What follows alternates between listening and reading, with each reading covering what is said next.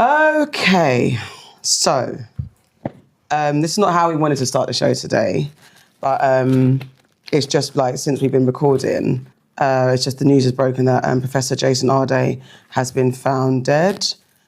This is post all this furor around him and him causing him to resign from Cambridge University, ranging from this plagiarism row to some people questioning his credentials, and there's been a lot of intense scrutiny on his credibility, basically. And there's been lots of conversation about if he lied about his accolades. Should we criticise him for some of his seemingly exaggerated accolades? Others are like, when other people exaggerate on their accolades, they don't get the same scrutiny. Basically, it's because he's a black man in a high position in a very revered institution. People are saying that, you know, black people are always under extra levels of scrutiny when it comes to anything we do when we're in those type of positions, in contrast to other white people that maybe get by with whatever exaggerations. And it's not to say that he did exaggerate. We have no evidence, or all the evidence laid out 100% about what was not true and what was true. And in this space right now, a man is no longer with us. He's left 2 children behind, a wife, married, and a wife. And it's just, I don't know, how do you guys feel? All right, so once this all came out, as we spoke about last week anyway, I was firmly on, I felt like this was a huge case of racism, like all round. Whether he had plagiarized, lied, whatever it was, that he had been placed in this position and hung out to dry like this just reeked of racism on the right and the left. And the media, like when Caroline Flack also took her life, the media are to blame for this. Because Cambridge already came out and said they're doing their own investigation, but trial by media took place. And the fact that this story was all around the world, can you imagine what that would be like for somebody who, by all accounts, he got his doctorate. His PhD is certified. So you've worked that hard, you've managed to get somewhere, on merit or not, but you had a job in Cambridge, and then you're now picking up your phone to see the New York Times writing about you, to have all of these right-wing people calling you a charlatan, not just the UK, all around the world. Like, and people had always said, like, mental health is real. Like, it's a lot to deal with. Articles calling you a liar. And you know there's going to be this whole campaign, be nice. That's all folks are going to start saying now, be nice, be nice. But when it comes to the media, they never are, especially to black people. Yeah, they were, it's chasing the story, isn't it? Like, the stuff, you know, the daytime shows talking about it and basically saying that you've got people saying that he's a DEI chick. And that's why Cambridge didn't really pursue or look at his credentials properly, because they just wanted to put him in place, all those things. Then you've got other people coming out and saying, well, he lied about other things, you know, so how can we believe that? Basically, like, he lied about his background and when he learned to read and write and all those things. So how can we believe that? I just think the pylon didn't help. And you're right, it will be like Caroline Flack, where people will just turn around and say, oh, that's why. You know, the media will now try to change the narrative. Yes. That's what I can see happening. Yeah, spin it like they weren't saying shit. Yeah. Did he speak? I think I saw a clip where did he speak after everything that happened? Was there a video of him? I feel like, I don't know if that was an old footage. Not a video. No, there wasn't. So he hasn't spoken since. He hasn't broken his silence, as they say. Yeah. He just gave a statement to say that because of the pressure, that was why he resigned. Yeah. But I think the fact of the matter lies is in the UK, there are only 81 professors of colour, Asian or black, in all of the institutes. So that in itself is quite telling. If all of the other professors are white, and are they under the same scrutiny that he was under? No. Would he be the first, even if everything everybody said was right, would he be the first person to have ever said, I did this amazing thing and it wasn't true. Of course Exactly. not. He wouldn't. But that level of in the New York Times, everything, you're not in the public eye. You didn't sign up for that. Yeah. It's too much. It's like too much. Like, firstly, my condolences to his family, because that's a really hard thing. 2 children are now without their father because the pressure of that. And, it, you know, obviously people would have moved on because that's the nature of the media. But the point is, Black people are under a different level of scrutiny in establishments, and that is facts. Yeah. Very true. 81. 81. In higher education particularly, it's very white. Yeah. And we see it. I saw a guy do a reel, and I didn't fact check his reel, but just this year alone, he had 3 other white professors who have lost their jobs under similar vein as to what they were saying Jason had done. 3 others. We don't even know their names.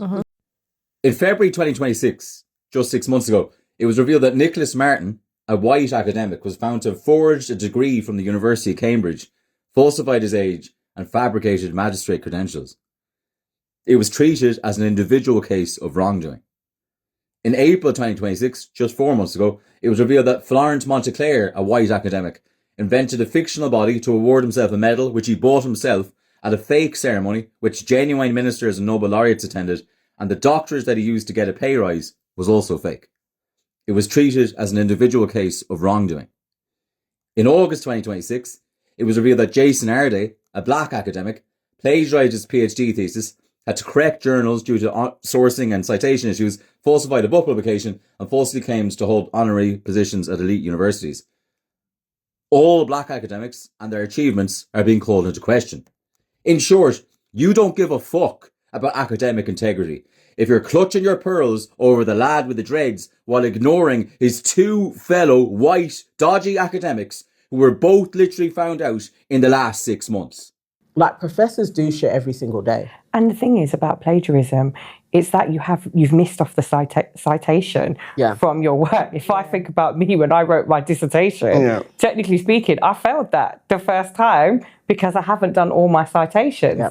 It doesn't mean you've actually just gone and copied someone's work. It means you haven't used the referencing properly, right? Yeah. That's what it actually means. So I think even in that, the level of picking apart from the media, we would not do that if the person was white. There's just no way that you would do that. No. And it's an internal thing. It's an internal thing that Cambridge should be managing. And now it's just played out in the media. It's like, it's wrong. It really is. It really is. Like, I can't even imagine, like, seeing your face everywhere. Like, even just getting his picture for the thumbnail for when we discussed it, and we were literally talking about racism. It was everywhere. It was almost every single publication around the world had this man's picture out there. And you'd be thinking, this isn't, it's a lot to deal with. And I know as black folk, there was also lots of questions of, if you have lied, you know what that means for other black academics. There's a lot heaped on his shoulders. Indeed. I really had hoped that once he resigned, that he had gone to Ghana for summer holidays. I'd really just hoped he had just left this country and was chilling somewhere with his family. That's what I'd hoped. Like, because it's a lot here. And, media is very different. He could have gone anywhere. Could have gone to the Caribbean. Anywhere other than within Europe, Where he's you go not gonna away. hear the noise. Yeah, the news ain't the same. You just don't have that pressure. I really hoped he had gone away. Right. I don't know how people are supposed to navigate this because of, especially let's say as black people, because there were people, and we kind of touched on it on the show, that if you have lied and having that responsibility of not getting yourself into that situation, and then as we were saying that there are white professors who do wild shit. Yeah. But we have also spoken about, because they do it, doesn't mean to say we have to do it. Yeah. So it's finding the balance as well, because I think I'd like to go out on a limb and say people weren't hoping for his death. Hoping for it. And we actually don't even know what the causes of death were yet. I think everyone's assuming it's what we think it might be, but we don't know yet. The causes hasn't been released. But I don't think people generally wishing for that. So then people are speaking candidly, and there are people who would have been potentially hurt by, another black person that's kind of let us down in that quote. So how do we navigate having a conversation, being honest in these times? Because we weren't hoping for this. But then where's the right to comment? And then we can say, like, don't be nasty. Sure, that's just a standard. But generally, because some people were upset by, like, why did you get yourself in this situation? We don't have all the facts, or even the people that we spoke about, it was racism that allowed maybe certain things that should have been looked at to be overlooked in the case of DEI. How do we navigate this? I think it's important that we talk on things. I would not want to sit here and say that you can never mention it. And I've said it before, we've all said it. Just because you're black doesn't mean that you shouldn't mention it. But you just mentioned something, you just stated something there about not being nasty. And I believe that is key. When we talk on things in this platform here, we're not nasty. We're never ever picking on the person or them as a human being. We're not nasty. We're analysing the situation and commenting on that. And there were some people who were particularly nasty. And to have that, and as you said, to have your face everywhere and people making assumptions about you who have never met you, you can feel like your world is ending. Like we do this, and I've said it before, I don't like going in the comments. I'm very like, later, I'll read 5 and then I'm done. And I don't care which way they're going, but I'm just not on it. So imagine like everything you look at is you. Also, we don't know what his family were saying to him. You don't know if they were talking about you've brought shame. We don't know what's happened with his relationship. We have no idea what any of those things have done. We don't know if his kids have had to go somewhere because, people know who he is. They know where he lives. There's so many unknowns in this. And I do think when people are banging on their keyboards, you just got to remember, and it is a little bit be nice, remember that these people are human. It's not an avatar that you're there making statements about. This is a person who has a life. That, that's it for me, really. I just feel like we're going to have to comment on when we perceive something to be unjust or, can affect us as a community. I think it's important to do that. I'm not here for sweeping things under the carpet, but just comment with compassion, really. And I feel like black people were actually responding to the sheer volume of media attention that isn't warranted. I feel like there was way more discourse on that this isn't fair. Like in lots of things, it is like, this is a witch hunt. That you've just come after this dude. And this is why I really liken it to Caroline. You herald this person up like they are the next greatest thing. And it just feels like everybody is waiting for it to change. And if you really listen to his story, really, there is no way that you could hear all of that, the marathons in itself, and not be like, that doesn't quite make sense. But he was wheeled out like, you are the next great hope. Yeah. They placed him there. And then as soon as they could, they cut him down. And it's like, that's what media does. And they have to be held account to that. Remember, they were listening to people's phone calls. And nobody didn't do no time. And it's like, no, this isn't okay. Like, everybody has to sit there and be like, look, the articles that we wrote about him, we did this. Because it wasn't necessary. And it's not okay. And I feel like that's the thing that black people were responding to. We could see it. It's not okay. Look at what they're doing. There was another American professor who, I can't remember her name now, but I did know her name when she was found foul of whatever she did in, I think it may have been Harvard. And then she was plastered everywhere, black woman. Then there was a white man who's from Stanford. He may have been the dean of Stanford, and they just let him go quietly. And he did similar shit to what she did. But the media will wheel that black person out like, oh my God, they're so bad. Like, this is a thing. Like, black academics, they're not that smart. And it's a part of racism. I just, it's like they hold responsibility for this. really. I don't think this is on black folks' shoulders.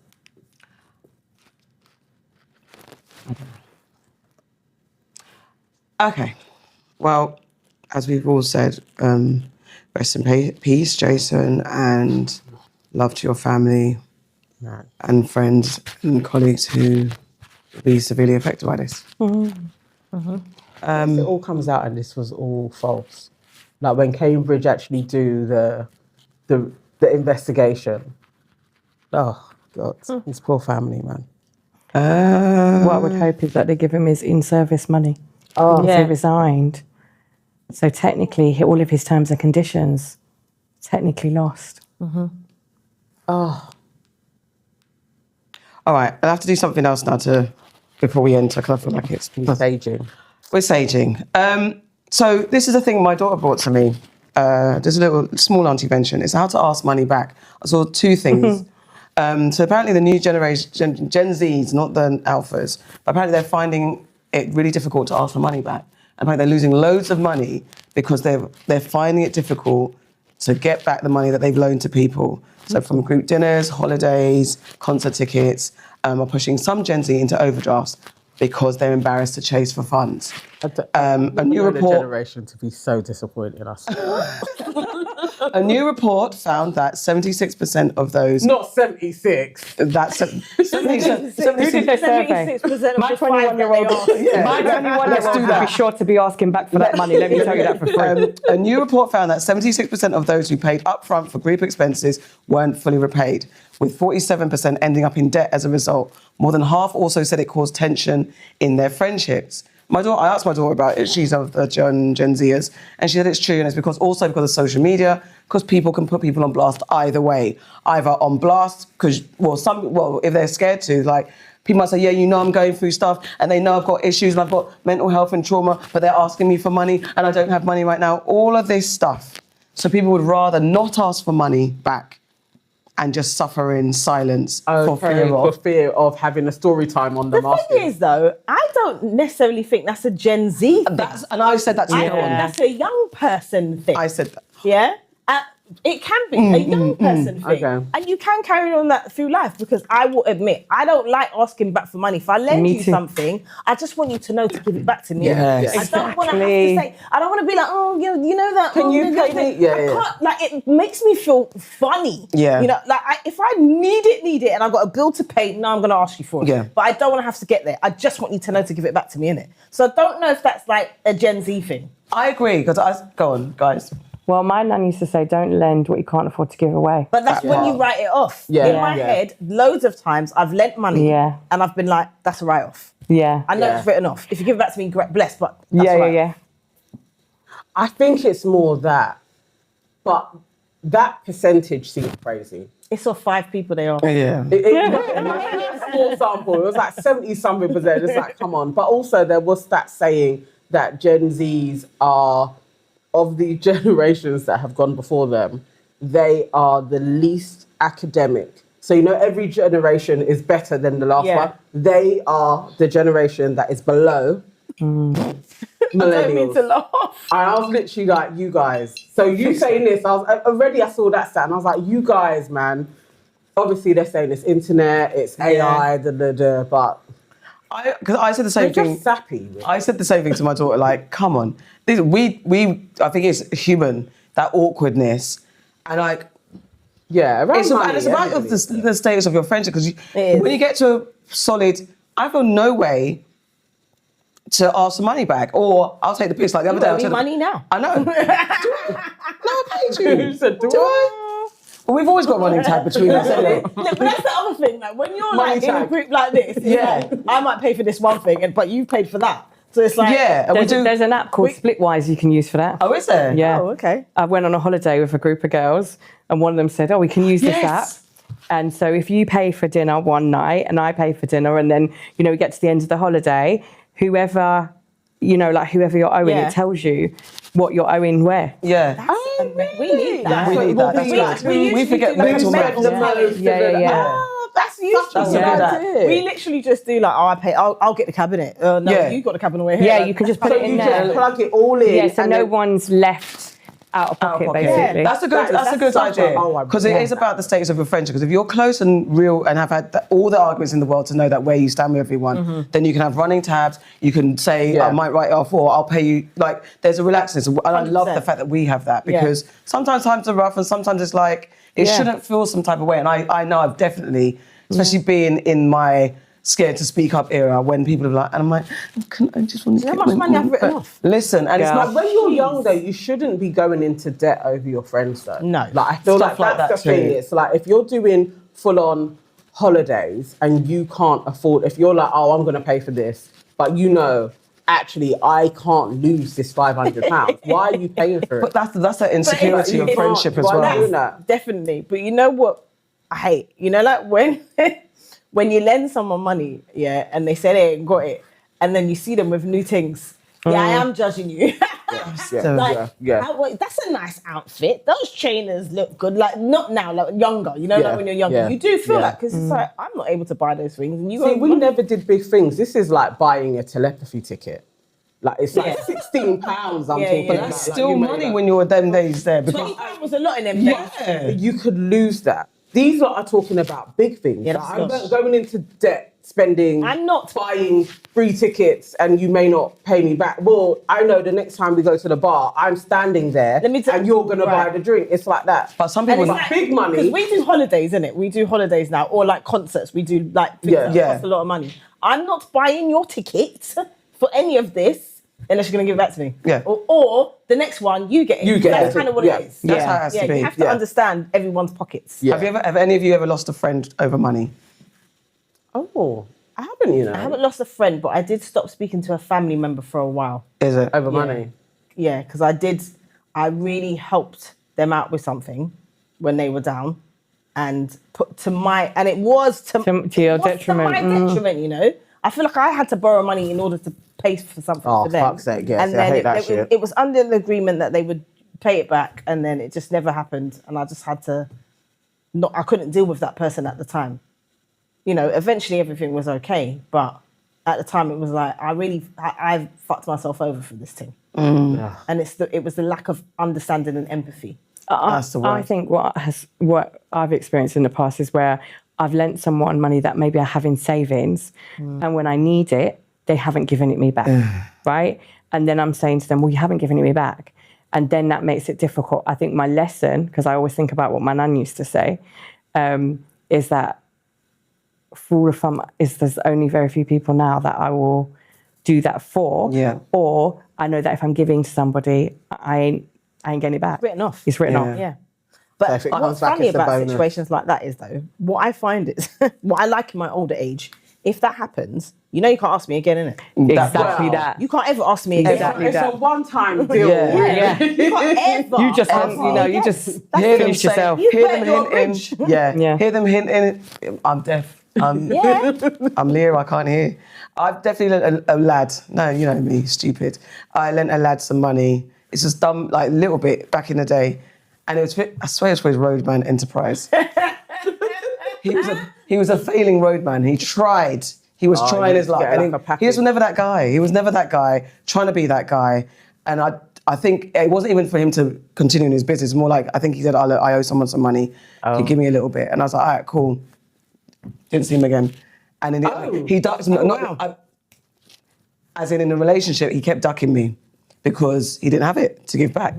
And he felt bait. And when we kind of met, I was like, you just had to say. And he goes, I just felt I felt bad. I couldn't. So have you got it? No, I ain't got it. He never had it. And it wasn't a huge amount, maybe like a $1, but back then $1 was like a lot. Still. Yeah. Oh, God. Do you just remember something? No, I was just thinking like ducking somebody over £100 is really like... This was back in, it was in the 2000s, early So 2000s. You're saying it was more like 1,000? No, I'm saying back feels in the like 2000s. that. Yeah. £100 used to go somewhere. £100 used to be able to do things with £100. Yeah, £100 felt like something. Yeah. Like Fill my £100 tank, now buy is some food. £100 as a tenner. It's basically Put gas you and go electric. outside and 100 is gone like That's that. what I'm saying. You can spend 100 in Tesco How much right now. money I spent in the festivals the other day? Listen, I want to cry. Don't even a talk lot. about it. Because when I went back and looked, and I'm like, why was you there spending £15? I didn't. You know when you go through and you're like, what stores did I even go to? I would have said, if somebody asked me, I had one drink. That's what I would have told you. Really? You had one drink? And then I look at it and it was like, oh, you were at the bar, like a lot. I bought food and it was like £36. Let's go to welcome. Because I was going to welcome them, but here we go. Welcome them. Yeah. £36. Yeah, mate. I It's a lot. Cosy livings. Guys, don't be scared. Ask for your money back. Don't go into debt for nobody. No. Or get better friends that don't take the piss out of you. Because that's basically what's going on here. Anyone that manipulates you because they can't pay you back is a wanker. There. That point. I've not heard that word in a little while. Wanker. It's a fucking wanker. It is what it is. Well, okay, before we get into the next segment, Yeah. audience, fellow aunties, everybody that supports Your Aunties Could Never, we have got something to put you on to. Yes. It's a new play at the National Theatre called The Story. The Story. I'm going to say it again. It's called The Story. Yeah. It's coming soon. It is not something you're going to sit at home and watch. It's for you to get up out of your houses, out of your homes, and go to the theatre. Yes. Tell them what it's about. Nance. Okay. Or who's in it. All right, so it's starring some phenomenal people. Like literally, this is a cast that you have to see. Yes. It's Letitia Wright, Ashley Thomas, and Lorraine Toussaint. Yeah. come on, this is a stellar cast. This is Yeah, something it's that, phenomenal. as a culture, we are going to be talking about for years to come. So you don't want to miss out on this. And if you truly love true crime, like you're into How to Get Away with Murder, you're into Scandal, it's that type of thing, but a live theatre play. Get your girls together. You know already this is going to be fire. Drama. Stuff. Tense suspension. And basically 4 journalists, obviously one of them's me. Yes. 4 journalists are rushing to get the headline. They want to be breaking headline. They want to get the headline. They want to be first. And it's basically who gets to tell the story first, who breaks the story first. It's going to be phenomenal. It's going to be tense. It's going to be exciting. And we got to watch. You got to shut up and go out, man. Please do. Yeah. Like, get everybody together. You just need to get your tickets. Let me give you the dates so that proper you dates. actually know. Yeah, this is going to be running at the Olivia Theatre from the 27th of August until the 24th of October. So that gives you plenty of time to get everybody together to maybe go a couple of times, to be fair. I believe we so. will definitely be going. We're definitely going to be. We're going to be, Yes. we're going to be front row. We can't cheer on, can we? We can't be rowdy. No. I mean, you know how we do. But it'll be nice It'll to be get nice. together in the Yeah. South Bank to do a little group outing. So we will definitely be there. Yeah, the Aunties will be organising an Entourage's trip. The tickets are only £34. They start from. And a good thing about the Olivia Theatre at the National Theatre is that you get good vantage point. You can see pretty much the stage from wherever you're seated. Yes. So it's not going to be like you're in the rafters and stuff like that. So It tickets is up for gorgeous. £34. That's a bargain. Not too bad, not too shabby for a big National Theatre production. So starring some of your faves. Exactly. Let's go down there and join the Aunties down there. We'll be there. So please make sure you come. You need to get your tickets from the nationaltheatre.org.uk That's as it. well. So please get your tickets, support the play, The Story. The Story. It is. Welcome to Your Aunties Could Never. I'm Auntie AK, the auntie of all the aunties in all the land, and still Heatwave is hot. And I'm here with... I'm Farah, resident Caribbean queen. I am Nana, aka the Black Fairy, aka Dark and Lovely. And we are joined today by the sweetest fruit in the bowl. It is Melissa Berry. She back. Actually, for me, it's the first time. It's the because I first wasn't time. here the last time. For real. Oh, Looking the old gangs gorgeous. together. Thank you. I love these glasses. I mean, I just you. love She just your style. Yeah. No, but for real talk, you always look Bunkin. Yeah. amazing. This I like getting dressed. You do. Yeah, I enjoy it. And you do it well. Yeah, it's Do so it funny. very The amount of people say, do you work in fashion? Absolutely not. But you just But have you always had that? Yeah, just Love got an this. eye. You got an eye. And I can buy the cheapest thing and make it into something. Yes. I just love those sunglasses. I Yeah. just love everything from head to toe you've got on. Use that girl. It's hard to stay cool though, but you know, just like... You done it? Because What you I wear? actually want that outfit because then it's got holes in it. Yeah, it's got holes in it, yeah. It's got Yeah. a fanny. Yeah. Do you know what I mean? That's what we need. How you doing, girl?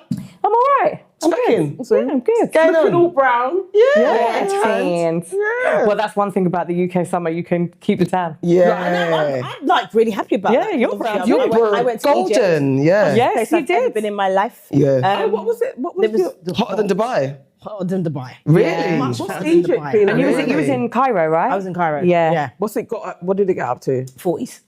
It was hot. And there was an earthquake when I was there. Did you feel it? Global It's warming is I know, real. I forgot. The maddest thing, sorry to digress, but the maddest thing was like, so I woke up at about 3 o'clock in the morning and I thought I could feel the bed moving. shit. Yeah? Because I woke up, it wasn't really registered, and I got up and I was like, I need to go to the toilet. I went to the toilet and I must have gone out to the balcony, looked outside, came back, and my daughter woke up and was like, what are you doing? I said, oh, nothing, I went to the toilet. Went back to sleep. In the morning, my cousin texted me and he said, did you feel the earthquake last night? Is it near you? I was like, oh, I thought I felt the bed shake. Oh, wow. Then I messaged my sister and I was like, did you feel the earthquake last night? She goes, thank God it's not just me. Didn't you know that Egypt gets Yeah, but there was earthquakes? one when we went home. Did you go to Morocco? No. There was one when we went, I've had 3 earthquakes now. One when Wow. we went to Morocco, there was a little one, and that I felt the whole room shake. One when I went to Corfu, there was a little one, and again I felt the bed shake. So hopefully that's my 3. Yeah, no. Oh God. Please. Yeah. What's going on with you, girl? That's a good question. So I feel like I'm always busy. Always somewhere. Yeah. I love your videos in the morning. Mornings with Mel. Yeah, I love that. But also just when you've gone somewhere and your rundown, your pictures, I just think you do it so well. You do. Yeah. So I've been definitely trying to be more intentional about showing up online in probably the last year. It's still outside my comfort zone, like obviously.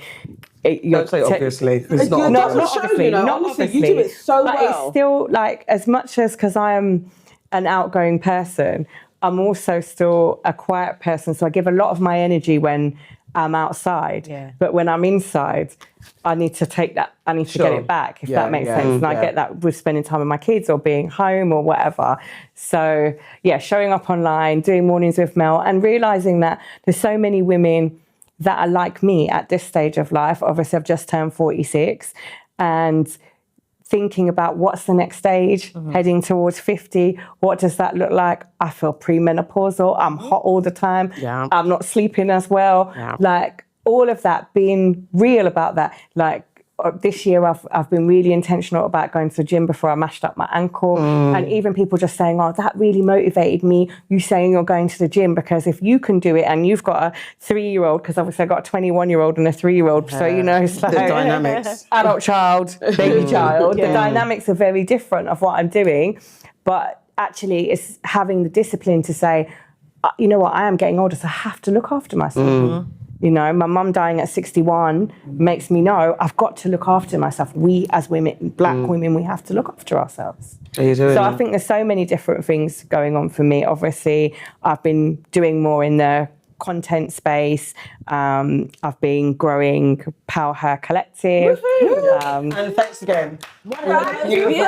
Experiences I have ever had. Like, absolutely lovely. Just in the feeling in the room, it's just amazing. Talk a little bit about that before we go on. Okay, so it's funny because I started the PowHer Collective because I would go to quite a number of networking events, and I would always feel that people were more interested by what company I worked for and how they could leverage me or what I did. Or they were for like, just if you're in entertainment, just if you're a lawyer. They were quite segregated, or they didn't feel openly inclusive. So I remember saying it to my friend Monique. I was like, when I come to the States, I feel like, you know, I just go out with women and it's just different. You say to this person, I want to do this. And they say, oh, I've got that friend. I'll hook you up. And it's like in the UK, sometimes we're not so open to that. Yeah. And so I was having this conversation with her as she was tapping on her laptop, and she was like, so why don't you just start your own? And I was like, oh, okay, no shit. I need to start my own. And so how it started was, I felt like I know the most amazing women in the world. So I started with the women in my phone book, and I invited them to an event, which I cooked all the food myself because I love cooking. So I cooked all the food myself. Some good events. I know. Yeah, so I just said, I want you to meet each other. There's doctors, there's lawyers, there's dentists, there's entertainment. There's all of the things that we need within our community. Why are we not why are we not doing that? Why are we not getting to know people? Because I find that people are really like, oh no, that's my contact and I don't want to share them with you. I'm absolutely not like that. Someone can ask me and say, oh, actually, I need to get in contact with that person. Can you help me? And if I know that person, you know, I have a personal relationship with that person, then absolutely, because I would describe myself as a bit of a sleeper connector. You're only one person away from the person you want to talk to. You definitely are. Yeah, and so I'm open with that. So I think for me, that's where I started with PowHer Collective, because often when people meet you, they don't ask you, who are you? What do you like? They start with, what do you do? And then decide how they're going to treat you. What's that based on? Is that based on the money you make or where you work? And so I always say at the beginning of my events, I actually want you to talk about where you work. Lead with who you are as a person. And I think that makes for just the environment that I'm able to curate. So that's what I really enjoy about PowHer Collective. And we've done events in New York, the south of France. We've partnered with great people. So yeah, there's more to come. The Royal Albert Hall. I mean, it was epic. It went viral. Like, it exceeded my expectations. I knew it was going to be amazing, but then it was even better. It was brilliant. It was. And then even we had an area in a hotel after. And, you know, I told everyone to be there at 10 o'clock. We started at 11. People were still in the hotel till 10 p.m. Of course. We bought out the hotel, but the champagne was gone, the wine was gone. They said they were happy for us to come back any time. And my other thing was, let's get dressed up. Because far too often, like, you know, come feeling your best self, like your best self, put on your best dress. And it wasn't about the money that you spent. I just said, wear the dress in your wardrobe you've always wanted to wear. And someone said to me, I've had this dress for 8 years. I was well impressed that it still fit her. Yeah. Honestly. That's then if you got for 8 years Honestly. ago. I've got from 8 years. Ain't fitting me. But I was like, look at that. You've had something in your wardrobe for 8 years and felt like there's been no occasion to wear it. And it's so often that we buy things and we think, I'm going to save it. What are you saving it for? What are you saving it for? If I feel like I'm going to the supermarket dressed up, I'm going to the supermarket dressed up. I think I love that. I believe it. I think that's what made it extra special, actually, was the element of we really needed to dress up for it. And us even discussing, okay, what we're going to wear, finding it hard, running around, trying to find something. But all of that just added, and then seeing what people were wearing when we were in there as well. It was like, no, this is truly special. People know the levels now. The sun came out. It was a beautiful day. It was a very beautiful day. And it wasn't before. Neither days either side. Yeah, it was a beautiful day. And it was iconic having all of those women on the stairs of the Royal Albert Hall. For me, when I look back at the videos, and like there were people filming us. Listen, when a bunch of black women are congregate, the world stops. No, it's so true, really. Always stops. They're like, what are they doing? What's going on over there? People always on a bit of that energy. It was amazing. So what are you working on next? What we got? Oh yeah, so off the back of that, what was interesting is one of the panels that I did with one of my close friends, Dr. Agatha Nortley-Mesha, was around our health and our well-being and self-love. And so many people fed back to me about that panel. And so that kind of has inspired me to say, actually, I want to do a Black Women's Health Summit, so a Women's Health Summit. We're partnering with Salesforce because I only want us to be in amazing venues. So it's in Heroin Tower, where Sushi Samba is, next month. So you will be getting invites, don't worry, ladies. And I'm calling it Held. Because so often we are not held. Mel. There you go again. Yeah, so it's true. Have the It's so true. It's so like all what we're talking about, like even just from a woman perspective, we are always in service to others. We're always doing things, we're always giving. We've been, Black women, we've been raised to be in the church, to do this for our man, to do this for our partner, to do this for our family, to do everything, but what at the cost of ourselves? And so often it's real, like we're dying way earlier than we should be. We're not looking after ourselves. So we've got the Black female doctors who are going to be there on the day, giving people, checking their blood pressure, checking for diabetes, all of those things, because we are in burnout. Burnout looks like us. The amount of my friends I speak to, and what's the first thing? How are you? I'm tired. Yes, that's my favourite line. Exactly. And the more you're saying it, the more you are tired. You are tired, We're not even making space or time for that rest or recovery. we? Because we're constantly going, we're constantly giving. And as much as I love a sound bath and a bit of Pilates, that ain't what we need. Yeah, we you need need to rest, way more than that. We actually really need rest, but we haven't been raised that way. I watched my grandma work 3 jobs. So it's that kind of mentality that now we need to unlearn. So that was why we are doing that. I'm also going to be partnering with Black Women's Rising because I want them to be our charity partner because of the important work that Leanne's doing for Black women with breast cancer. And we know that funding, we're not hot no more, so the funding ain't there. So we need to make sure as a community we're showing up and supporting. Well, that's really important. That's a beautiful way to enter into welcome to the family. Because we're going to welcome you. Welcoming you to the family, man. Yes.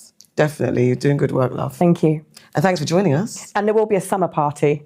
Which people can get tickets for at some point. End of summer party because we need it end of summer. I've just been searching for a venue because I need somewhere plush. I hear it. Like early September, or are you doing? Probably maybe late September. Mid-September. We're looking for mid. You know they're saying we're going to have a proper Indian summer anyway. That's good. That's good. Yeah, I've got some ideas, so we're just looking for a venue, but that will just be like literally let's just celebrate ourselves. Another dress up. All of them, even the Health Summit. Let's dress up, man. No, everybody has dress up. Dress up. Yeah, love it. we're going to a lovely venue. I hear it. We're going to be there. Yeah. All right. It's time for Welcome to the Family. Okay. We have got a lot to get through today, so it's going to be a speedy one, but a precise one. Welcome to the family. I know.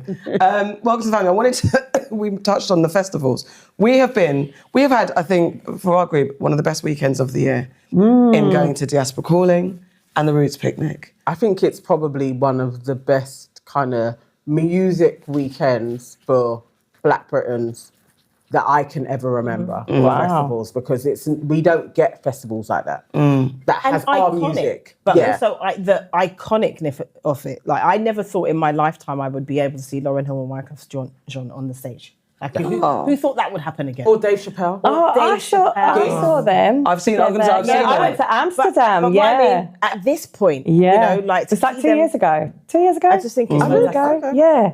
I haven't seen them before. It was so good. No, it's the same. So for me, that was an amazing thing to see that unity between again, you know, they're close now. They're close now, and you could tell, and it was beautiful to see Dave Chappelle, how they spoke about D'Angelo, like, all of those things. It was amazing, and then for the next 2 days to go to Roots Festival and see again some iconic people that I've loved and never had the opportunity to see, and to see the love that they got back from the people in the crowd, because it was like people that genuinely had like a connection to their music. It was fantastic. Good vibes, good people. Yeah.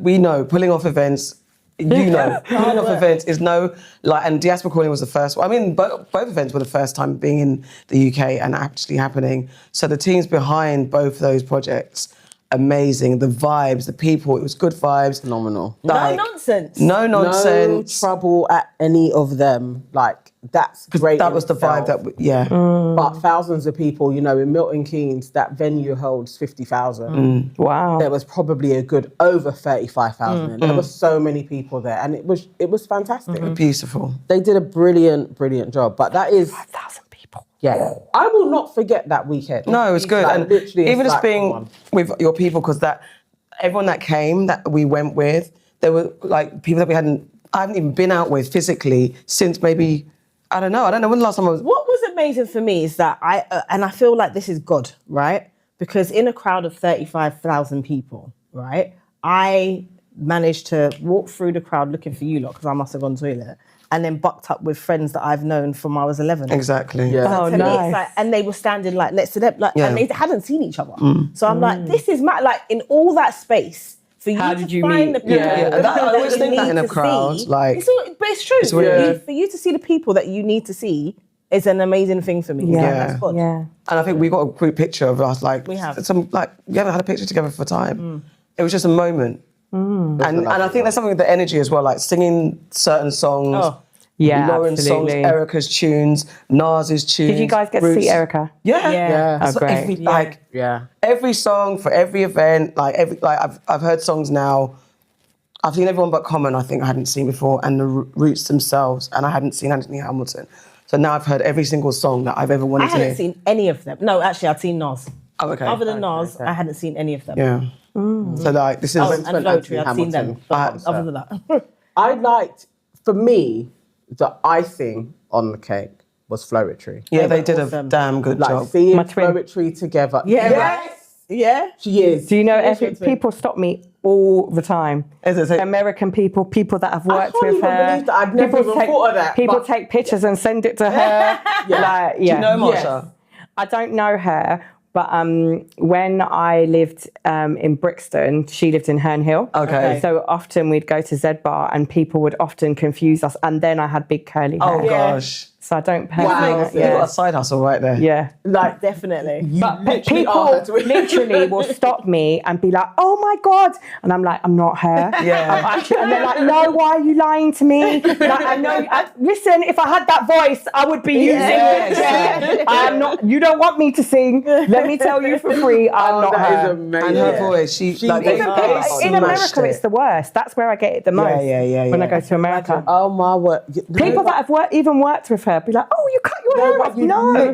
Oh, twin. You really are. Yeah, you really are. Yeah. But she was phenomenal. They were Oh my God, her voice. Like no, but the both of them. They, Yeah. To see them vibing and their connection, because shit went wrong. Like there was a sound To see issue. them Common make came on, friends again. and that's part. So Common came on and there was a sound issue. Like we couldn't hear him, right? So they were performing and then the sound engineer must have noticed. But anyway, he went off and then they kind of switched up in the middle of it and brought him back on. But there was a moment where they went into a different type of song and they were just in sync with like freestyling. Yeah. It was Yeah, just sick. beautiful to Yes. see that. Yeah. Energy-wise. I mean, I saw them many years ago at Hammersmith Apollo, like in the early days. So to see them again in this era, having, witnessed everything that they've gone through and that they've managed to come back and they're, again, unity was beautiful. Yeah. It was. Yeah. Phenomenal weekend. Another welcome to the family. Just quickly, the thoughts. They've been through it this week. What's happened? Meet the I've thoughts. missed all of this. Because all that Adrian did, so Adrian and Tara, they're our UK, family that we love like them. to We follow. love them. Yeah, They're just we a love couple them. goals, They're funny as hell. They're funny as hell. They don't take each other too seriously. They're always on bants. Just a lovely couple minding Been their own together business since they were and sharing it with us. And Adrian, and they always get in each other, like bants. Yeah, that's their So he did a relationship. little thing and teased her about her not having edges and having a flat bum bum. Turn around, look at the TV, and tell me what you don't have in common with these girls. That's a no. It's edges. Every single one of these gal there have edges, and I'm afraid you haven't developed that yet. Actually, what we're not going to do. You have we're not gonna developed do it. that What do you because you're mean? bald. You used to have hair. I don't care. I am bald. Do you think you're fooling anyone because you've got your hair in front of your eye? Dreams can come true. Like, you are not gonna do it any longer, okay? You haven't got any edges. Tara, lift up your hair right now. Lift up the hair. Put the hair behind your earlobe. Let the world see what is going on underneath that little something. Hey, one more. Look at the TV. What does that have to do with you? I don't make pancakes. I don't like pancakes. I know you don't, but you're built like one because you're flat back, yeah? I don't know why you're built like an IKEA package, but you, ma'am, I don't know what you're doing at the gym. I promise you I don't know what you're doing because it looked like you're squatting, but clearly it not goes on. Yeah, don't even turn around, babe. Don't even do it. Don't even do it. Don't even. Listen. You want pancake?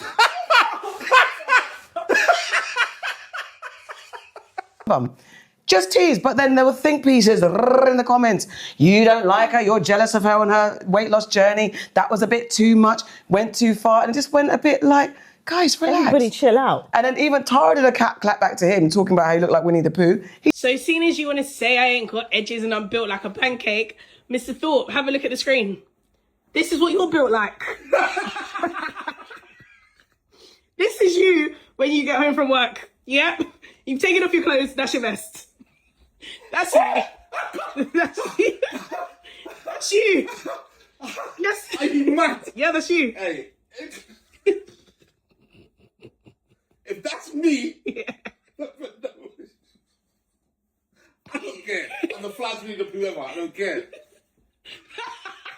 I can't believe! They said I Winnie the Pooh. Are you mad? I'm the flash Winnie the Pooh ever anyway. And I lost mad weight. What are you talking about? 37 kg? Come on, man. I don't know what are you talking about?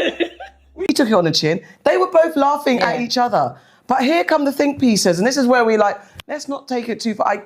Do you know what? I get it, because sometimes we can react to something and people are like, it's not that deep. But what I love for them is just that they were like, they made bants out of it. They said, yo, it's been a hard couple of days. We were just having our own bants and you lot took it too far. They issued their own kind of like, you got 24 hours to kind of get us and then we're going to come for you because we're from South. But just because it was funny. Yeah. It was funny. It was funny, yeah. Is it she like, if you try and rinse us, we'll come back to you. Yeah. I haven't seen it either, yeah. No, you know what it is? People have gone through their own shit within their relationships. And I think when you're in the public space with your relationship, folks always are trying to see a chink of, oh my God, they're going to break up. Yeah.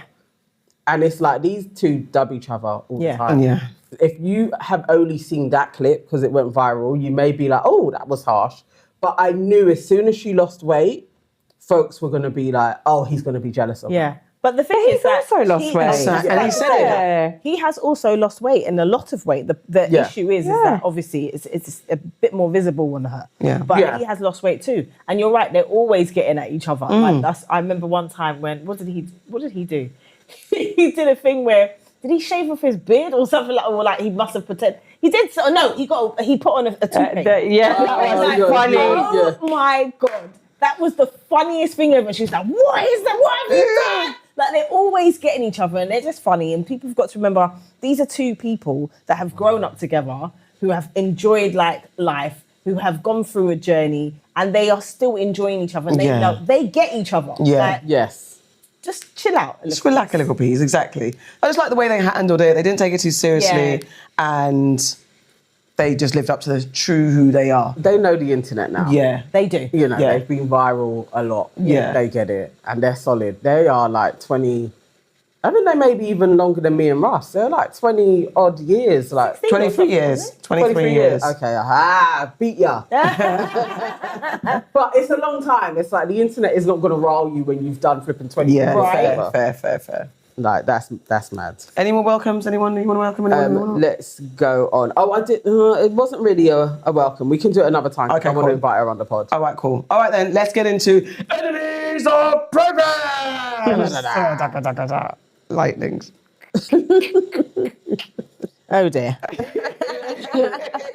Let's see. Who we starting with? Anyone, it is hot, and Enemy of Progress, NHS and TfL. Our nurses shouldn't be fainting in the heat, and our drivers, bus transport drivers, should not be sweltering in 40 and over degrees in their cabbies, because you lot don't want to do aircon in a simple 2026 bus. Like, what the hell? I was on the bus the other day, I had the fan, and it was moving hot heat around. Not air, heat. The windows are open like that instead of like that. What is wrong with you bus designers? We went to somewhere in South to go to a pod, and I got on a bus. It was fully airconned.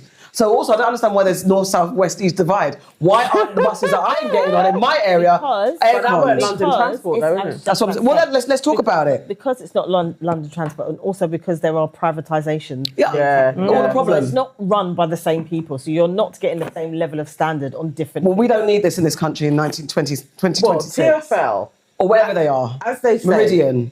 like, the heat is going to get worse. Last year was the hottest since record began. This year is even hotter than that. Yeah. And they're saying this is probably where we're going to go. You can't have us in next year's summer sweltering like this. You have to now spend money on aircon. Yes. We're there now. We are But there. I feel like that about my own house. Honestly, Yeah, we've got to change. We've got to change. The fan ain't fanning. No, it's aircon. I was looking at my neighbour the other day. My neighbour's got aircon. I was like, I need to do that because but I can't. You can't buy it now. You need to wait till December. Yes. That's when it's on deal as well. Yes, exactly. But also, those who live in government housing, they need to start doing that. You owe... Our houses are not built and designed in that way. No, they are built to hold. Air can't pass through. It's like they're on a madness. My house is like, because I got bifold doors, and honestly, you walk in, the heat goes whoosh. Yeah. Like, it's no joke. And we spent so much on... Fans was keep it... the heat in. Installation. What's the double glazing? Because it's so damn cold normally. Yeah. Those in double glazing... That's what I was about to say. Houses in Britain have been built for cold. Cold. And we're not cold no more. Like, Exactly. we don't have seasons like that. It's hot, then it's cold. And it rains. It's not seasons. It's just temperatures. And just, the nurses that are... Nurses, they get a bad enough deal daily. Not fainting at work because it's too hot because you can't even regulate the wards. Bloody hell. Come on. Yeah. So enemies, all of And, you and a lot. part of that is because the buildings are old. I was about Exactly. to say that. The buildings because are it isn't old. as easy as I get it. you Yeah, can't it's regulate not. it. I get it. It's In the order buildings to- are old. Yeah, the infrastructure, and I'm saying this because I know, but the infrastructure that you've got to do to an old building to regulate for the temperatures, you have to rip out so much. It is so expensive. Okay. So, you know, And the when NHS don't have no money right now. when Well, the that's budget the is problem. like, I'm either going to buy this MRI machine or I'm going to do like air conditioning, people are still of the mentality that we don't get enough hot days in the year to make a change. But It's This year changing. might have It's changing. Come on It's now. time. What are we at? 2 months? And Solid? when they got money for war and can't feed the poor. what is that? Oh, So listen, don't fuck about because you can tell us that the NHS haven't got no money, which we are experiencing. But you lot, trust me, you have got the money. Sort it out. I have. This has been sent into all the groups, or everybody that sends us stuff all the time has sent it to us. Chrystal Rose. Yes. Everybody remember Chrystal Rose? Yes, bad girl. Chrystal Rose has decided to do a story time, I guess. Not in the way that everybody does a story time. Hi, I'm Chrystal Rose. 6 years ago, I was asked to meet the editor of Loose Women regarding becoming a panellist on that show. Let me just mention that 20 odd years ago, by the original editor, I was promised a seat on the panel. But let me just stay in present day. Through our 40-minute Zoom call, we touched on lots of different matters. I mentioned that I used to live in Atlanta, Georgia for 5 years, that I worked on the Barack Obama presidential campaign of 2008. I was a canvassing officer in Marietta, Georgia, and we went to South Carolina on that campaign. I was asked about my political views, and we spoke about lots of different topics through that 40-minute interview.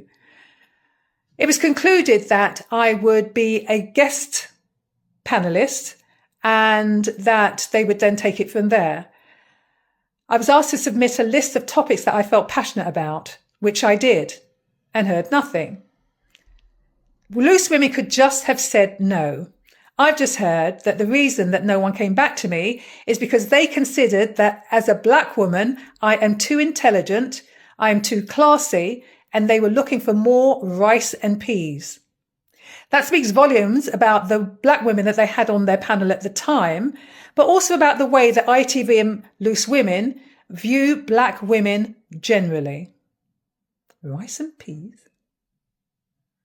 But she is saying that she had a meeting with Loose Women 6 years ago, and they said that she was going to be a guest panelist. She is not. She was never a guest panelist. But she found out, she don't say who her sources were, but she found out that because she is too intelligent is why she didn't get on there. And they said they were looking for a black person that was a bit more rice and peas. Oh. Yeah. I have a varying opinion of Okay, this. go on. Okay. Because what she actually said was that they did not make contact with her. Right.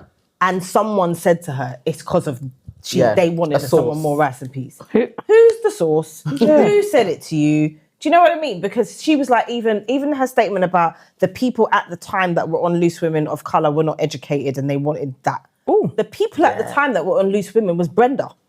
Brenda has been on Loose Women since 2019. And this is not me saying that Chrystal Rose, they didn't like the fit of her. Maybe they didn't. But the statement about the rice and peas and the education and all that stuff, I'm a little bit, is that true?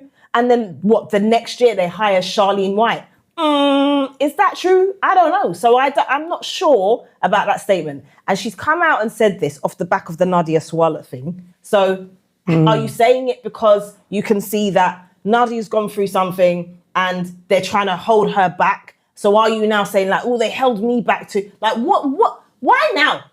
You know? I mean, 6 years ago. Why now? What do you two think? I don't know. I read it, put it on the hook, as I do. I didn't give it that level of scrutiny. I just thought, because I didn't give it that level of scrutiny. I just wondered, okay, if that's what someone said. And I saw the part about being a source, so who did say it. but I didn't think that she would. I didn't assume first that she might have been lying. So I just thought, okay, who said that? And I'm not saying she's lying. What I'm saying is, who said it to her? yeah, that's what I did think. And why Like, who would said you it wait to her? 6 years? I didn't question the time, because I think people do wait till they feel comfortable to speak up. True. I think, and that's standard for so many things. I didn't think about the length of time. I question the timing in terms of who else was on the show at the time. That's why I'm questioning her, what she's saying, who was on the show. Yes, there wasn't an all-black panel, 100%, but it weren't like there was no people of colour who had sense and spoke out. There was. So those two things don't match for me. It did feel a little shady and also a bit like, I don't know, I can't think of what Elitist, the word if you're saying, because I'm educated. Yes, What does that elitist. mean? Because there's so many people who are educated, and I think, well, you don't know nothing. Thank you. So what does that actually And mean? in all honesty, Chrystal Rose always gave me that. Yeah, she had a bit of that, definitely, like, as a part of her persona anyway. She starts off with, when they were thinking of even doing the show, it was like she should have been a part of it, like she was in talks to be a part of it. It just felt really bitter. And obviously, like, growing up, she was the queen. Absolutely. Of, she was literally daytime TV. So yes, I could understand they're doing a panel show. You were literally the first woman to have, like, your show, black woman especially. You would think maybe she should have been. Trisha? I can't even remember. Chrystal Rose was before Was Trisha. she? Yeah. It's like the timeline, I can't remember. I just remember they were two great people on TV. She was first. I get it. Yeah, it just felt a bit bitter. I was a bit like, I don't know. And 6 years later, you're telling us this. It felt weird. I was like, what you selling? Honestly, was what I felt. Yeah. I was like, what are you going to sell us? What's going on? Story time, what are you going to sell? I didn't give it much thought. Brought it here to discuss. Interesting. But then on the back of that, loose women are under fire because of their treatment of Nadia Sawalha. Yes, yeah. That isn't they're not having the best time, actually, loose women. Like, in all areas, it's not even just Nadia. There's another, her name's on it, she's an Asian woman, and she has come out and has been like, she's been mistreated as well. For a panel show that is supposed to be highlighting opinionated women, it seems like when a woman has an opinion, It doesn't align. yeah, they're not holding them there. And even there has been a few other black panelists that have said the same. There was an American woman that she was like, they just dropped her out because politically they said she was too political. Like, they have a thing of this, but that's ITV to me. But I think that's also UK broadcasting TV. Like, news stations, they'll pit you against each other when they want a talking head. Like, they want to make sure that that's that person, you got that opinion, and it's all about ratings and numbers and their budgets, because you can see, what's going on with kind of like some of the merger deals that are happening and the way that right-wing aligned money men are inserting themselves in the way of dominating our media and controlling our media.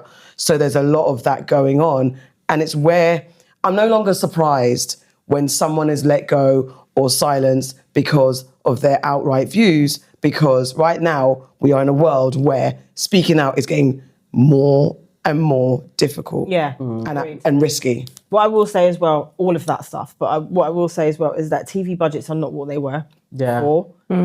Studio costs, they record in a studio. They don't record in the same studio as caveat. I worked in the studio where they used to record. Not caveat, side note.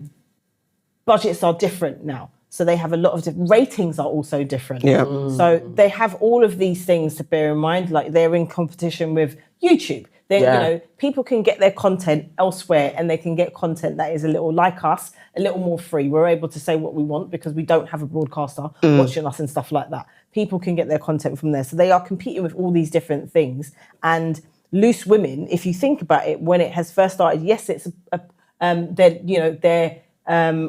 they're vocal women, but at the same time, if you look at the topics that they talk about or have traditionally really focused on, it's not political. They may talk about, depending on the panel, they may talk about things that are important to women, like health and stuff like that. Yeah. But it's a daytime show. It's meant to be a bit of light relief after you've had the breakfast morning show and all of these things. And I feel like it's like they're trying to keep hold of that, and they've just got, everyone's got bills to pay in it. So they're kind of like trying to remain on air. If you look at morning television, it has dramatically changed in the past like 20 odd years. If you look at where it is now, I'm not surprised that these things happen. I'm not for a minute agreeing with it, because again, I feel like when shit's happening, you got to speak. You got to speak on it. But I can understand.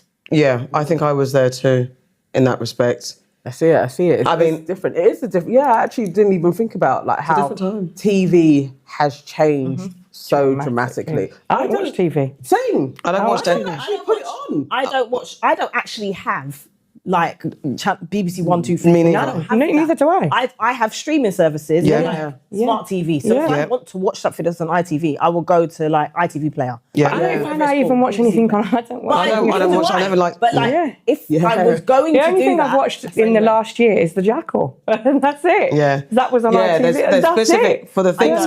For and I watched it at someone else's house because I didn't have that. You know, you had to have it through Sky. My brothers came to my house once and they were like, "Can I watch the football or whatever it was?" I was like, "Good luck," because I don't know how you're going to do that. Listen, my mum was cussing because she comes at Christmas, and I didn't realise because I got rid of Sky. Yeah. And then so we got a smart on it, and I got a smart TV, and I didn't know we didn't have 1, 2, 3. I didn't even realise. So when Mum comes settled down into her chair, she's like, "Let me put." She was so vexed. So we got she got no. She goes, "I can't watch my normal 1, 2, 3, my little daily routine." She was so at 8 o'clock. She left early because of it. People get mad when they come to my house because they're like, "How do you not have the basic channels?" But I never. I don't watch them. I don't pay for that. No, and I don't watch them either. Yeah. Neither do I. And that's why I got rid of them. Oh, did you not see that BBC is trying to try and offer us Sky, Netflix, all this in one now? It's going to try and get more money out of us by doing What, BBC? Yeah, it's floating around about being a subscription service. Yeah.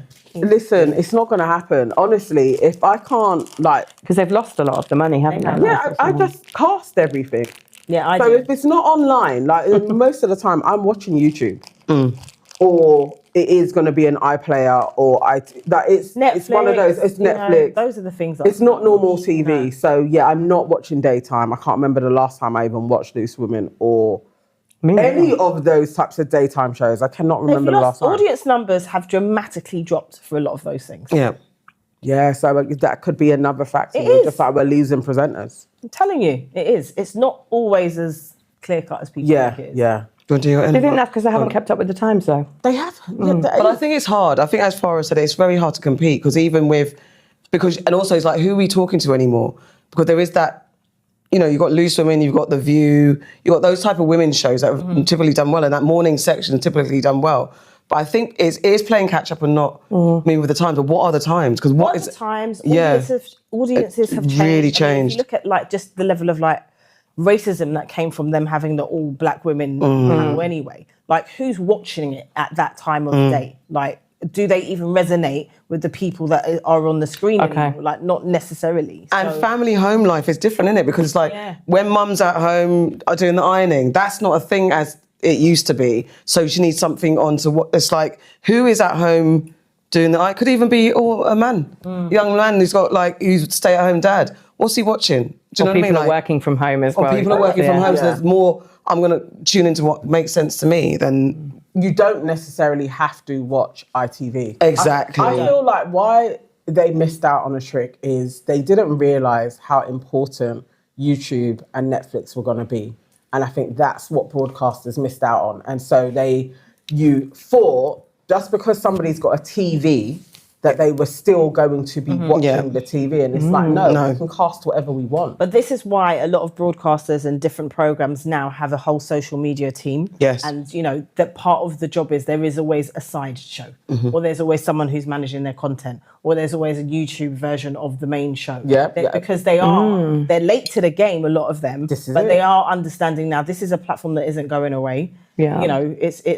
It's like when you've gone from having CDs to everything being streamed. At some point, you have to recognise the technology is changing and the way that people consume. I feel they're is changing. so far behind that if you go onto ITV, I've noticed they've actually started putting Loose Women, the whole show, up on YouTube. You're so far behind, that isn't how you're going to capture them just because you're there. Like, YouTube is its own world in within itself. So you guys being safe in what you're talking about, you're not going to get people watching when they can literally watch somebody putting on their own reality TV show. Yeah. Like it's a different space. It's also, traditional broadcasters are also in competition with streamers. Yeah. Because there is more flexibility with streamers. Like Yeah.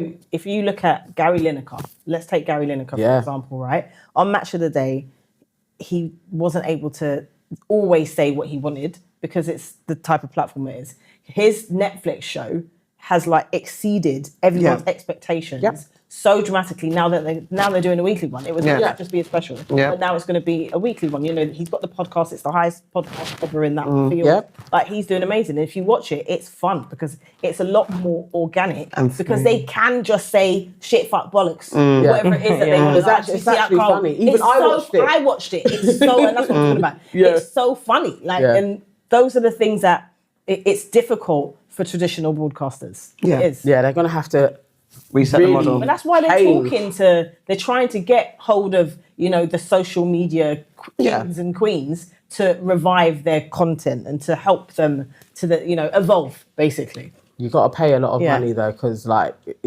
Gary was even saying in his year Netflix deal was like 10 years on the BBC for how much money he's made. So now if you've got a bit of a name, you're going to be like, well, I'm going to do this myself.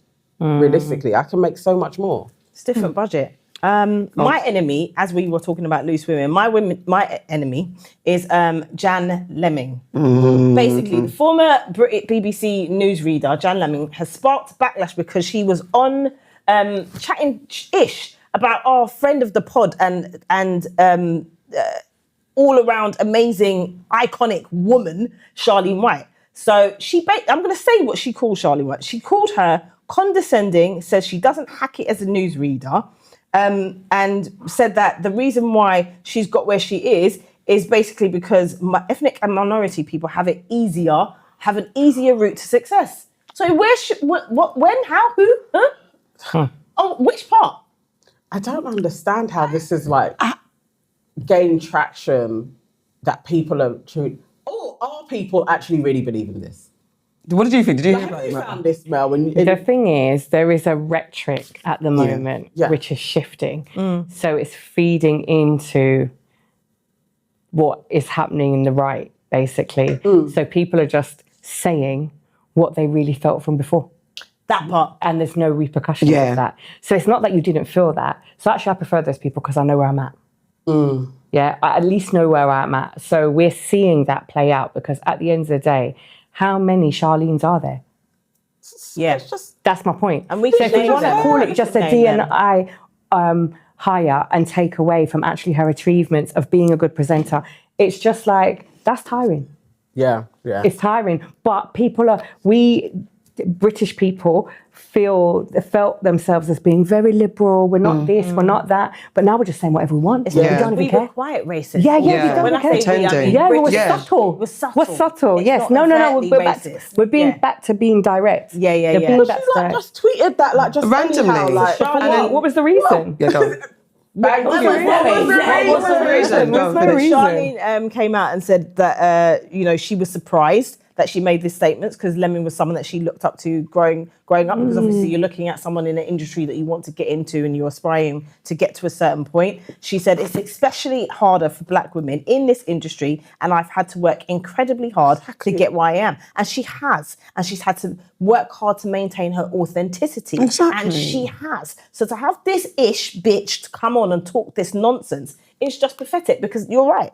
There will be people out there who believe this because there's this thing going around now that you only got this because you're a DEI high. And that's exhausting. I can imagine that. That's exhausting. It's disrespectful. That's exhausting. It is so disrespectful when the numbers don't even match up. For her to say, no, I think it's the opposite actually. It's actually easier now to get into the media if you are black or minority. You're just like, where are you guys? Like, where are you living? Like, if you watch TV, generally, you are going to see yourself. And this is the thing. It's like, but in the 90s, I could actually see myself way more on TV. It's not like that now. And these guys, It's not like that, and you're still going on like there's too many of you. When we've got, right, people writing in to Ofcom complaining about the fact that there was an all-black panel of loose women, it's not all the time, mate. Exactly. You know what I mean? It's like Yeah, once All the time. There's not like many literally of us. like It's a twice special. a year they do it. Exactly. Twice a year they do it, It's a and you're going to be, special. oh my God, they're taking over. It really is. But people believe it, unfortunately. That's the problem. And what's annoying is that the headlines were Jan Leeming withdraws from social media. Yeah. So she victimised and centres herself. Oh, so now we're feeling sorry for her. Yeah, she's the victim. She's a victim because now she has to remove herself, take time off social media. Oh my God, I cannot. But she didn't apologise. She just said, I should have kept my thoughts to myself. Exactly, because she doubled down with the first of all, she's like, she kind of like, sorry, and then she was like, no, actually, we think it's, and then she. Oh wow. Now But that's my point. You fought it, Yeah. but now you've got license to speak it. Yeah. Yeah, and not lose anything. Yeah, because I guess back in the day, you're losing your job. Yeah, not I don't anymore. know if she Not has anymore. one, but yeah, you Not can get anymore. away with it. Oh my word. Do you have one? Shall we do Afroman? You can go, Oh. because I got another one, but you can go. Go on, go on. All right, so this is another one, guys. All right, I know you Black Americans going to be out in our comments again, but Afroman was on Shannon Not So Sharpe, and he's not so sharp That's what we himself. call him. Yes. That is hilarious. He accused Africans of betraying and selling the ancestors of Black almighty. Americans into slavery, while describing Africans in America as ignorant, condescending, and disrespectful towards Black Americans. We're back here again. To the point where I feel like it's my option to patronize that title or not. All due respect to him, if something jumped off and all Black people were attacked, I would stand with them for survival. Great. I find a lot of them arrogant and condescending and disrespectful to Afro-Americans when they're here on the civil rights that our mothers and fathers and grandfathers fought for.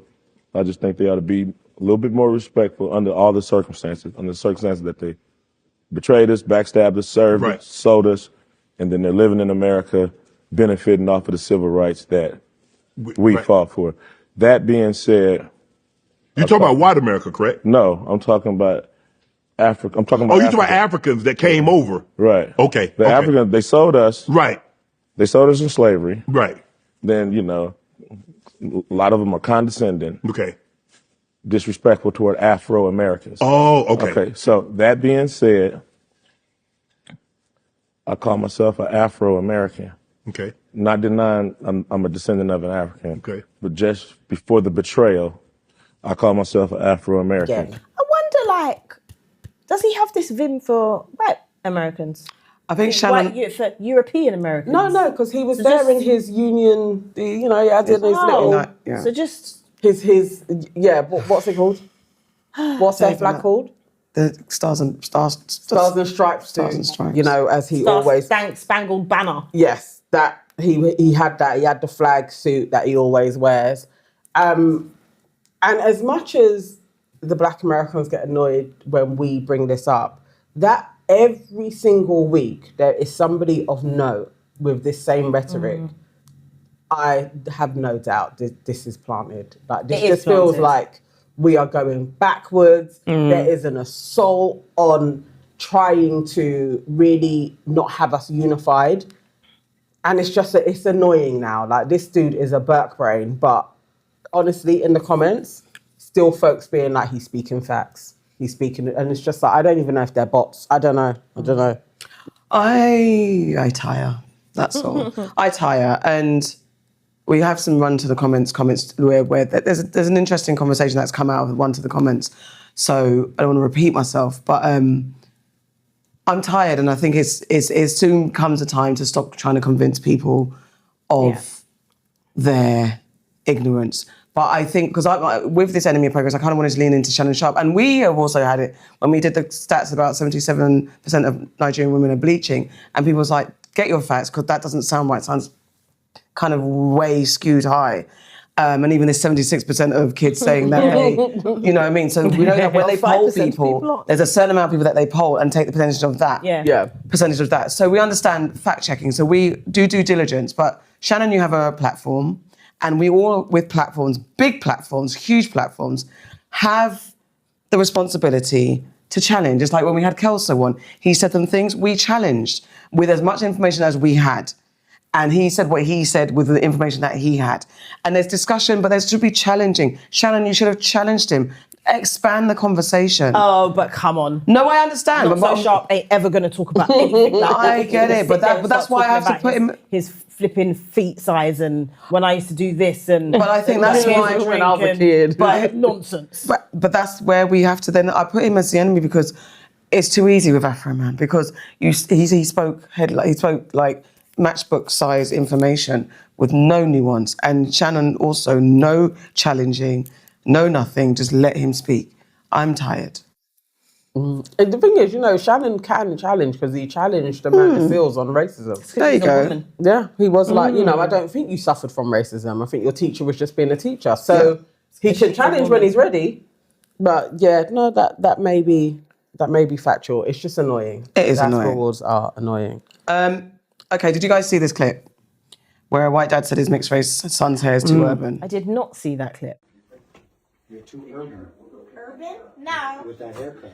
Okay. Your skin is lighter than mine. No, it's not. Yes, it is. I don't care. You are Caucasian. Are you Caucasian?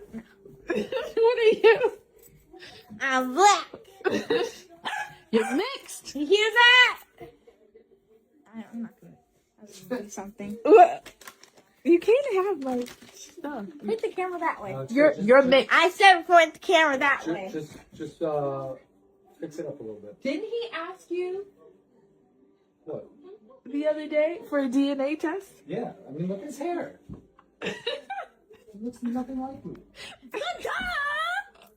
It's because your mama's black, right? Yeah. That clip. Oh, God. Yeah. That was infuriating. It was so weird. So the video is going viral. His son's got the new kind of fashion that boys are doing. They got more curls and afro here, and they taper the sides and fade the back. It's a style. They're all wearing it. It's a thing.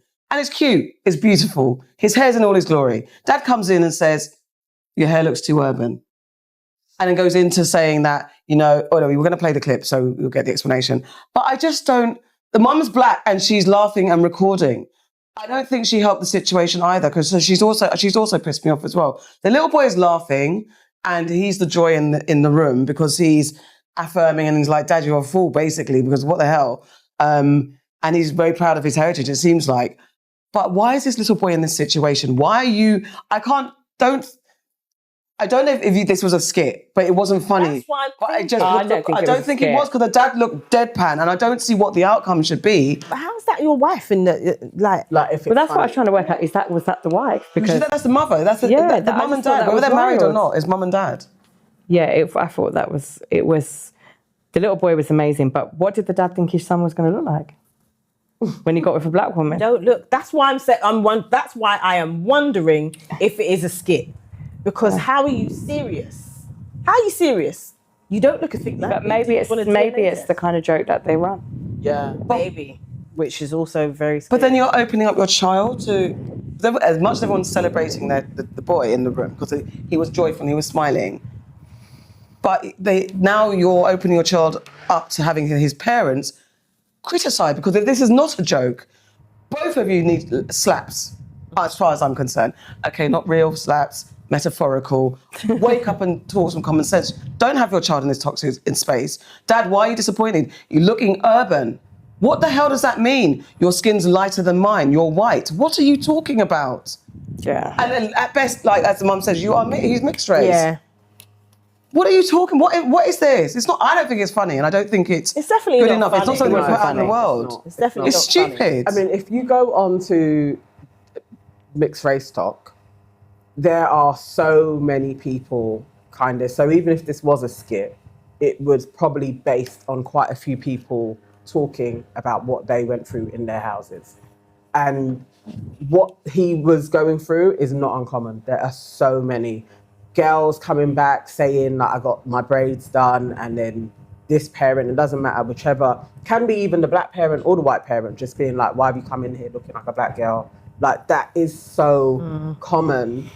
And especially if they do have afro hair, it's a bit of a, like, why you got your curls, like if you just kind of combed it out so you can see the afro, it's very common. So I watched it and I was like, I don't know if it isn't a skit, but I've seen people talk about this. So it's not like it isn't life. And hopefully it is a skit. I mean, even if it is a skit, I think we can all agree it's not a funny skit. No. And in this day and age, it's not one that you should be doing either. No. You know? No. It's a problem. It's a weird one. Yeah, I don't think it gave skit. You think it was real? I think it was real. Yeah, I think it was real. I think it might be the type of joke that they run in their house Yes. on a regular basis, but I don't think it was a skit. Yeah. It's the dad's face for me. He looked like, why's your hair like that? You know, as much as the boy was giving, like, you know, I like it, like, I'm a black boy, you know that's going to wear on him. Yes. If it's every time I go and get, sometimes you'll be like, okay, take my afro down a little bit. 'Cause that's how it gets. You know, you go into work and you can be like, oh, I don't even want them to talk about my hair today. Oh, like, it's just very off. So you could do that in your house. You'd be like, I don't want them to talk about my hair. Like, all right, put it down, put my curls back in, like, all of that shit. It's horrible. I hope they learn from this stuff. I hope so. I want to blame us, the internet world, the fans. And I know we in this room are not fans of these people, but we are part of the fabric. Even me talking about this is adding to their notoriety. But I just need us to pick and choose who we make famous. Chrystal and Blueface need to, and I'm sorry. I'm sorry to mention it, but because it's more about the people that are agreeing and co-signing their foolishness. So I don't know if you've seen Blueface's face. I couldn't watch all the video because I just felt it was irritating. Yeah. I've watched part of when she started talking. I just said, no, I can't. She just, what is she? What is going on? I think that's what I do every time. Yeah, I just can't. That's when you see their faces, They isn't make it? it 0.001 second. But And then I'm do like, you know nah, can't do this. one of my friends told me that almost they do it. It's by design. Yes. Because even if you're talking about them negatively, they're appearing many times. But that's in what the final. know. Yeah. And I felt that, and that's the thing. That's why I said is we are part of the problem. But I think it's the drive to, can we, someone sensible say something sensible, so hopefully that there's some counter in the world. Because Chrystal, Blueface, and there's some danger in this as well. Blueface had a bunch of young girls in his space, whether they're group, I don't know what the situation was, and he said to one of the girls, who was very dark-skinned, said, I love your skin, you're a good dark skin. So she challenged. Dark skin. Is he okay? Thank you. So she challenged him and said, what do you mean by that? And he goes, what do you mean by that? Like, what do you think I mean? You're good, basically a backhanded compliment. You're good looking for a dark skin girl. That's that. Then let's cut to, they're in the car. They're in the car going wherever they're going, or on the way back from wherever they've been. And he starts saying, yeah, you're trouble because, and she's in the back and there's some other girls in the front. They are not more, this girl's 21, so the girls look young, he's 29. They shouldn't be in that car as far as I'm concerned, but it is what it is. He then says, you're trouble. She's like, what do you mean? Yeah, you're causing trouble. I tried to give you a compliment, you didn't take it. And she said, because it was colorist. He said, do you know what colorist is? She said, and she explained, it's prejudice again when it comes to shade. He Googled, and I have to make it clear because you don't see this whole clip. When you watch the whole thing, he Googled and searched colorist online and said, you know what colorist is when you're a colorist on makeup? He read that definition. No. No, he didn't. He said, and he read it with his chest. This is why I have to make it clear. He didn't. He read it with his chest and found the definition relating to someone who works professionally with colour. He read it to the girl. And then he said, you see, you've been brainwashed, you're dumb. And she said, no, colorism is this. No, you've been brainwashed. He said, and then he said, this girl's dumb. She's trying to confuse colorism with racism. Then he went into a whole diatribe saying that you're trying to say that black people can't be racist. And she said, no, they can't. It's about power. She doesn't always get all her words like, but that's what she said. And he said, no, you're dumb. This girl's dumb. This girl's stupid. You're 21. You're stupid. Berating her, then stops the car, kicks her and her friend out of the car at 4 a.m. on a highway. Yeah. That is the part where, as much as we can ignore their foolishness, but there are real life implications. First of all, these young girls shouldn't be in the car with you. There was two girls in the front, and after those girls get kicked out, one of the girls at the front said, "Oh, thank you. Now it's peaceful." You shouldn't be in the car either. Excuse You need to have gone home. There's a white girl with them. They're all. Listen, we don't know where those girls are going to end up. But the fact of the matter is, these people are people in the comment, and I know it's just Twitter, and I know it's just comments, and I know it's just socials, but there are people on this earth that believe stupid things like this. His so-called on and off girlfriend, Chrystal, also said something about, she took to the camera saying that, oh, if you're rooted and understand God, and you understand that what's for you is for you, then dark-skinned people know that the world that you experience, how you experience it, is what you're supposed to experience. Basically, if you're dark-skinned, you're supposed to suffer because... Is that what she meant, though? Yeah. That is exactly what she said. No, you're lying. Yeah. That is exactly Is what that what That's she why I said? stopped watching it, because I Is that thought... what she said? Yeah. What's wrong with these idiots? Like, you know, What the hell? thing with these guys, we had maybe 6 months of quiet. when they were separated. When he was in jail, she was doing her training for boxing. All of a sudden, they've reunited. What I do know, and I watched through 46 parts of Nature Boy and his flipping cabal of women. Blueface will go to prison too. Again. Because he does so many things for clout. You're going to hurt somebody, somebody's going to be hurt, you're going to get arrested, he's going to do time. It's just how it goes. All of these people, eventually, their shine goes and they go away. These two are just a mess. You saw him kick his pregnant girlfriend into a pool. I was just about to say, they have what? He kicked Just now. his pregnant girlfriend. She is in her 8th month.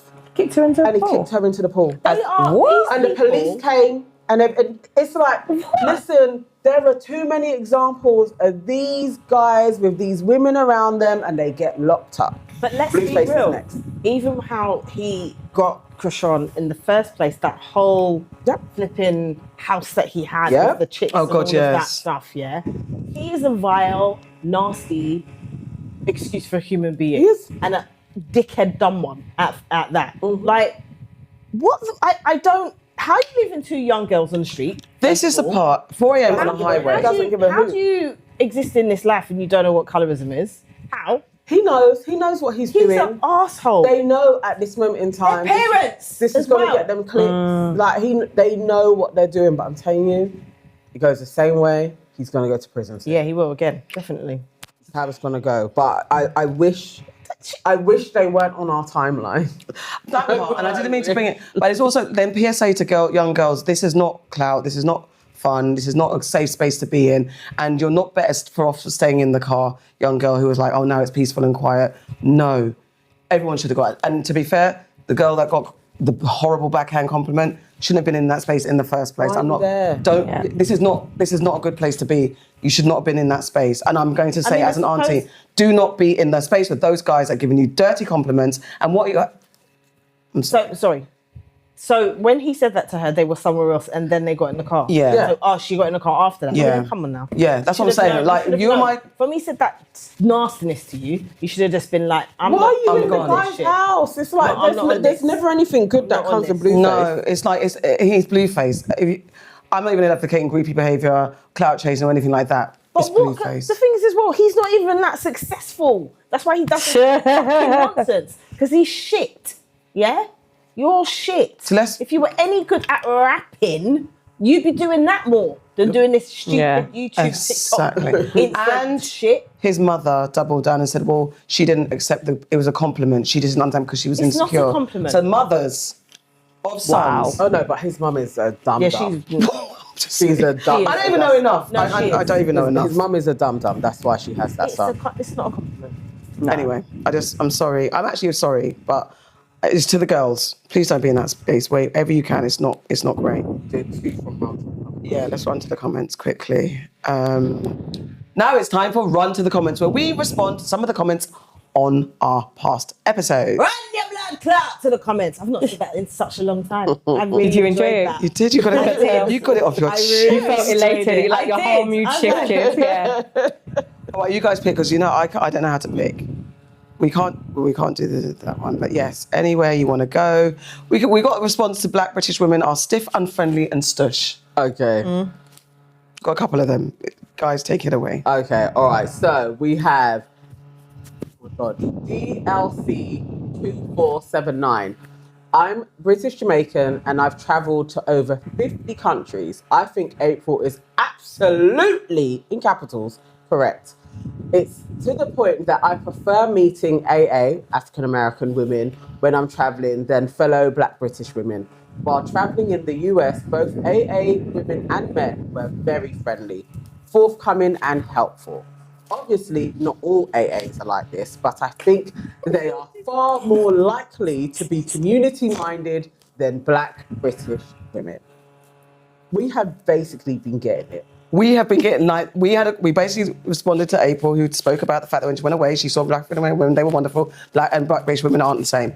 Everyone is pretty much in our comments. It was so overwhelming that Black British women are stush. Why just women? Not friendly. Apparently it's that. And there was a couple in there that was like, the men aren't like that. But it was overwhelming that we are not friendly people. Some people said, you know, a woman did say that we are, Anne-Marie Walker Wilson 6651 said, we are cold because the whole country is cold. The people, the weather, the way we're treated, there's no love for us. And unfortunately, it's rubbed off onto our very souls. God help us. Do you think what do you think? I don't know if I think that's true, because it's funny, because I'm originally from Birmingham. And when I came to London, I felt like people in London weren't friendly. Yes, that's what Julie said. So if you come from the Midlands or up north, you just talk to everybody. Yeah. It's like a skill. All right, Bab, you all right, love? You know, all the time.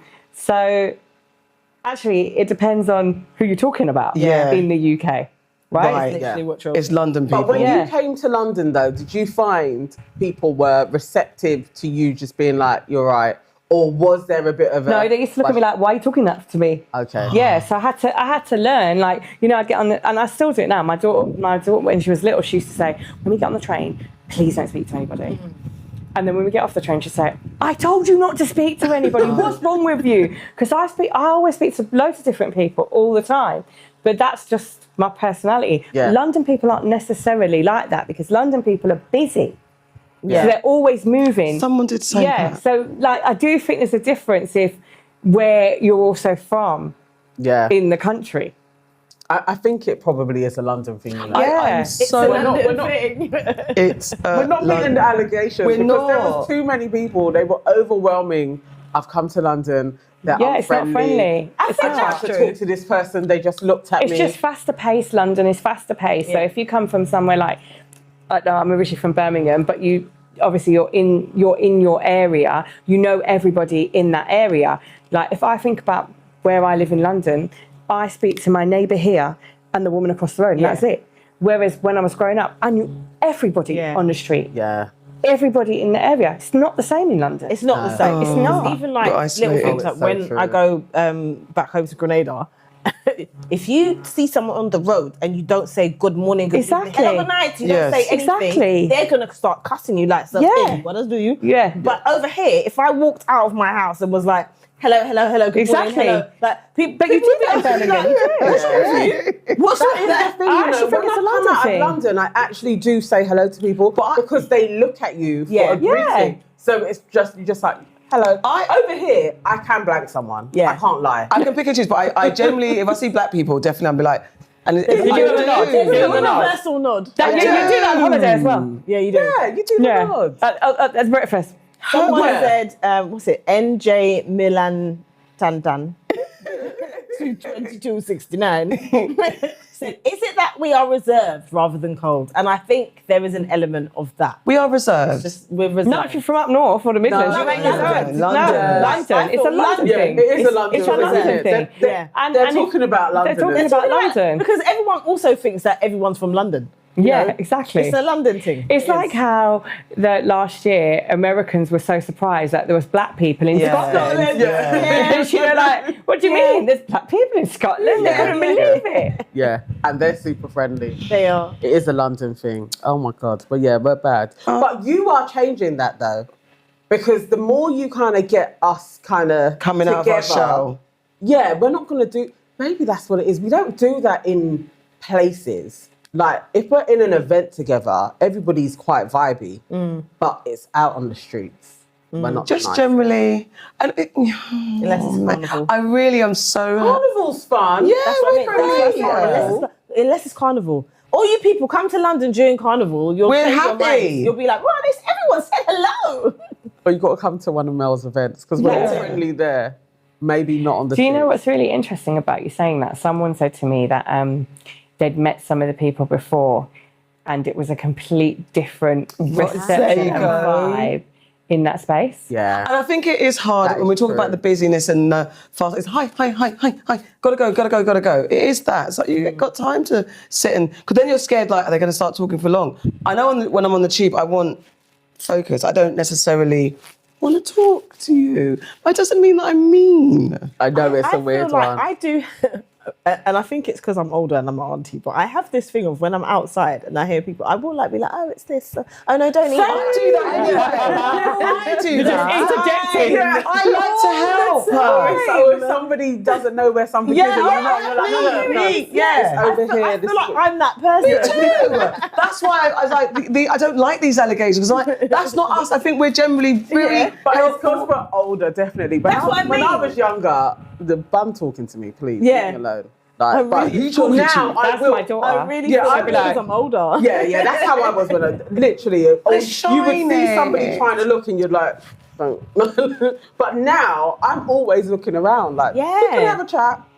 Yeah. All right, we're going to have to wrap it up because time is of the essence, but I just want to celebrate the aunties because sometimes it's always us being cussed. But actually, Mike B, YS3YB says, I feel comfortable listening to you ladies. It's like hearing family conversations. It just goes to show we are all so similar.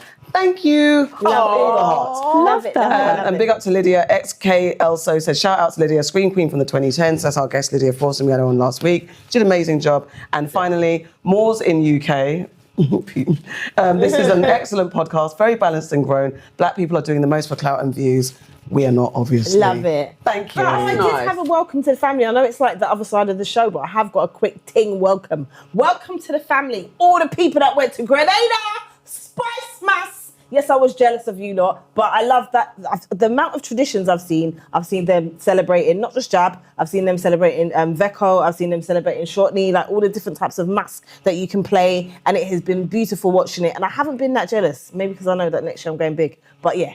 It's just been beautiful. So welcome to the family, Spice Mask, all the time, every time. And Amanda Sills has been highlighting, and she's going next year. Yeah, I'm going to be your twin. Amanda. Okay. I have people in Marlborough too, you know. Well, not me, but Egypt does. All right. Lovely. Mel? Thank you for having me. Thank you for inviting me on this space, and thank you for all of the people that you hold space for and help on their journey. Bless you, and back at you, girl. Yes, exactly. It's like, I can't wait for your event. Yeah, it'd be great. So everybody, keep safe and enemy-free. Lots of love and hugs from your favourite aunties. That down. Lovely. All right, bless you. I enjoyed that. Did you have fun? Yeah. Good girl. Quick vid and